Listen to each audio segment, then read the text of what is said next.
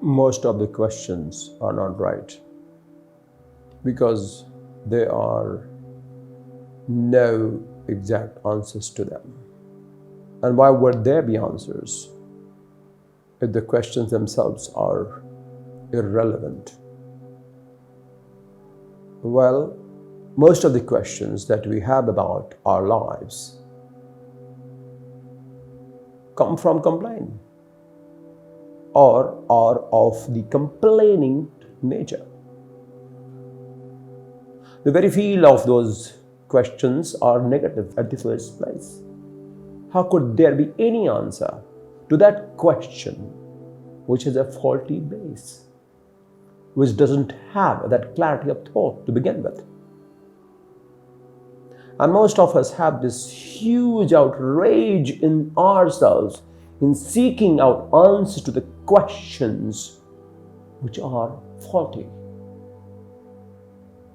immature, basing themselves on the patterns of their rigid, habitual conditioning. How could there be any answer to those questions when the questions themselves are corrupted by the rigidity of one's perception? That's why your question is not my question and vice versa. The question I may have has nothing to do with anyone else because that person doesn't have that question at all. Therefore, what kind of questions do you have in life?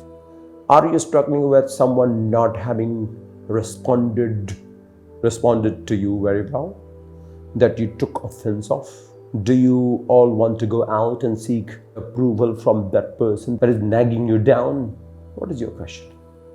So ask the question carefully and wisely. Why? Because it cautions you each moment of your life the decision that you are making out of asking those questions. So each time you have to ask something brews within you that you cannot bottle up any longer. You want to just spill it all over, blurt it out, then pause for a minute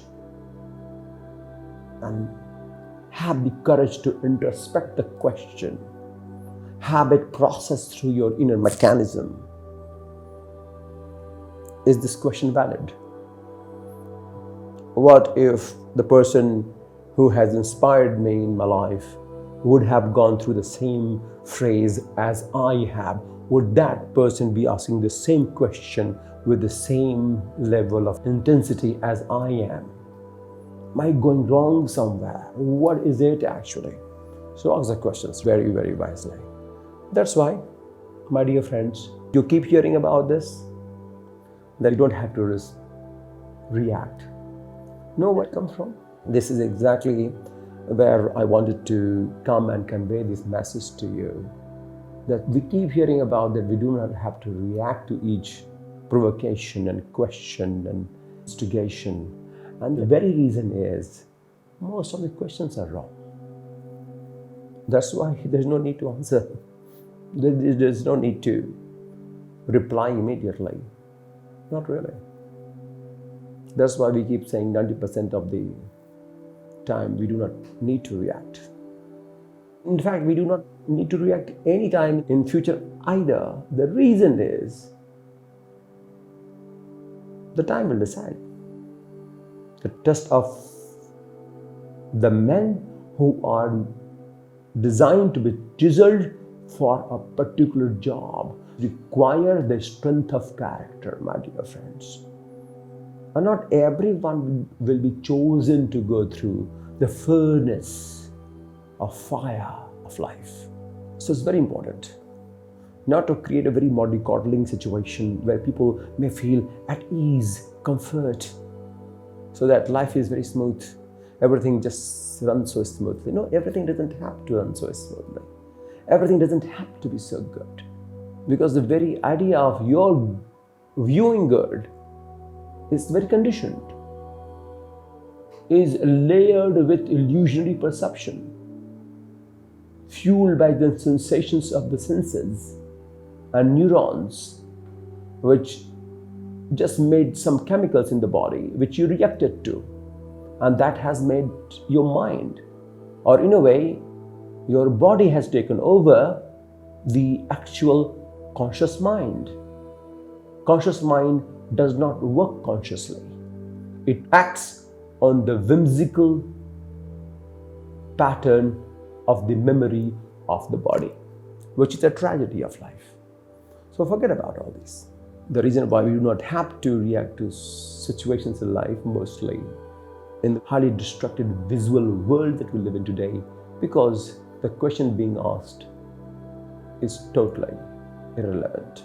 Someone captured the very ephemeral, fleeting moment and captured it so much that it became a second nature. And the question arose why this happened once the transient nature of it vanished. It was supposed to. The honor, the respect, the applause that you may have had in the past would continue forever for the rest of your life. It has to diminish, plummet, or wither away with the time. Nothing remains the same. So questions about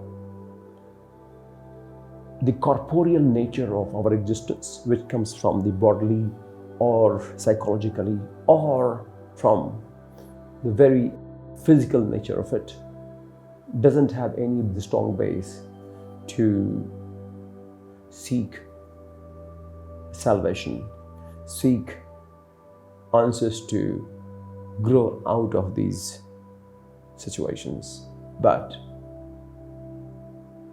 instead asking more of it and capturing more of the events and situations that it has learned to be part of. Grow out of it or get stuck with it is our choice.